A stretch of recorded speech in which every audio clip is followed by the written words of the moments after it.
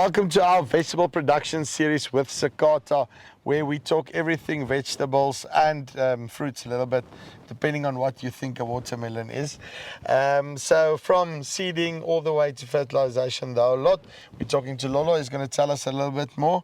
And hopefully you can learn something today. Lolo, how are you doing? Good yourself, Andre. No, good. Okay, so I've gotten this cool idea. I want to plant watermelons. Okay.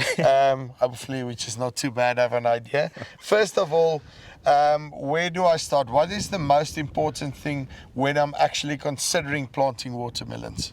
The first thing you want to consider is the time of the season. Yeah. So it's a summer crop.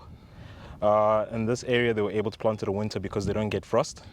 Okay, and just to clarify, we're now at the northern part of South Africa.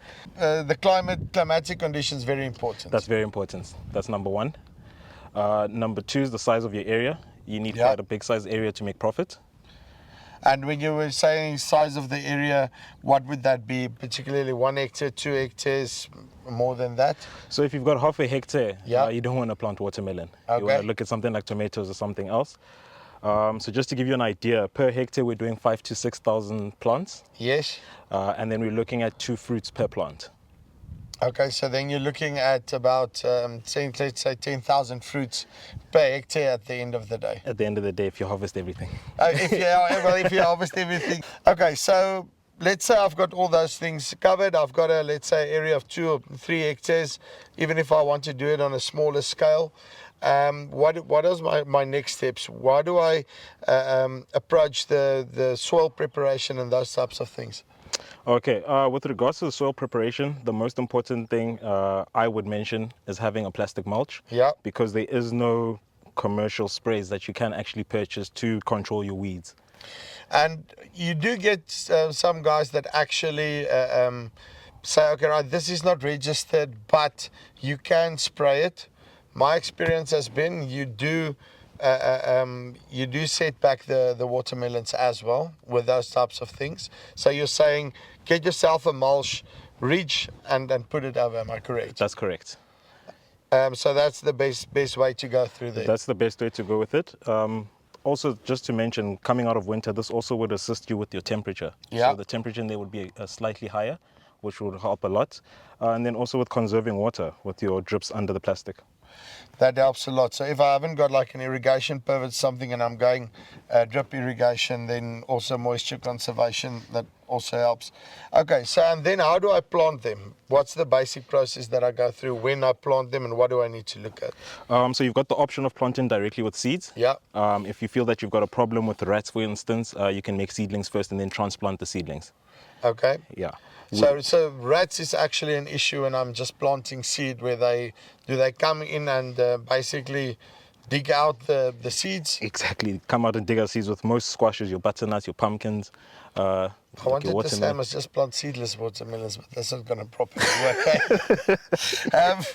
So I need to sort that out, make sure that then, okay, if I've got a rat problem, then I need to go seedlings. Yes. Also, does it matter the time of the year in terms of when I would maybe go later on in the year, I would maybe go seeds, and earlier in the year I would go seedlings? I don't know. How does that work? What I would suggest is that if you are going to, for instance, coming from winter, do seedlings at a nursery. Yes. So they've got a better germination rate and so forth. And then if you don't have a rat problem and so forth, later on in the season when it's warmer, you can just plant directly. And how does that work then? How many seeds do I put in the hole? Do I put in like 4 or 5 just please for don't. in case, and then I take out the bad ones? How does that work? No, please don't. So we do supply quality seeds. So 1 seed per hole is enough. Okay. Yes. So you sorted me out on that one yes. already. So 1 seed per hole will be enough. We do it at a 0.9 meter spacing. Yes. So 90 centimeter spacing. And then in between the rows, you can do 2 meters to 2.5 meters. And that's basically gives it enough space to grow. Yes. And if I want a larger watermelon, do I then just plant less seeds per hectare? That's correct. And if I want a smaller one, more, like these baby sizes, then I just go more per hectare. That's correct. And the last thing, and I've planted my seeds, got them in the soil. How do I approach my irrigation in terms of that first water? How do I get it out of the blocks? So at planting, what we would do would drench the field. Yes. So this was a 2 liters per hour. Yeah. We did that for 4 hours. And then 3 days later, we only do a supplementary irrigation. That's for 30 minutes. Just making sure that it's still wet and then it goes. And how long after that will I then come in with water again? So then 14 to 20 days later. Yes. Yeah, so that stressful period is going to allow the roots to develop better. So you don't want to. So you want it to go down and go and look for the water. That's exactly what we wanted to do. And so then depending on the climatic conditions, anything you're saying 14 to 20 days, but I'm guessing from day 10 you can start looking at, okay, right, what is the soil condition looks like. And then when I irrigate, how do I irrigate? Do I give a little bit of water or do I get a lot at once and then leave it again? No, you give it a little bit of water. Yeah. Yeah. So when we go into summer, obviously those 14 to 20 days will be less. Yes. Because it's hotter. But then, yes, you would give a little But bit then of you water. make sure that it's wet and then you take it away again. That's correct. 100%. Okay, so stay tuned for our next part on the watermelons. We're going to be chatting a little bit about the growing season and so forth. So now you know how to get your watermelon started with our Sakata vegetable production series. Till next time. Cheers.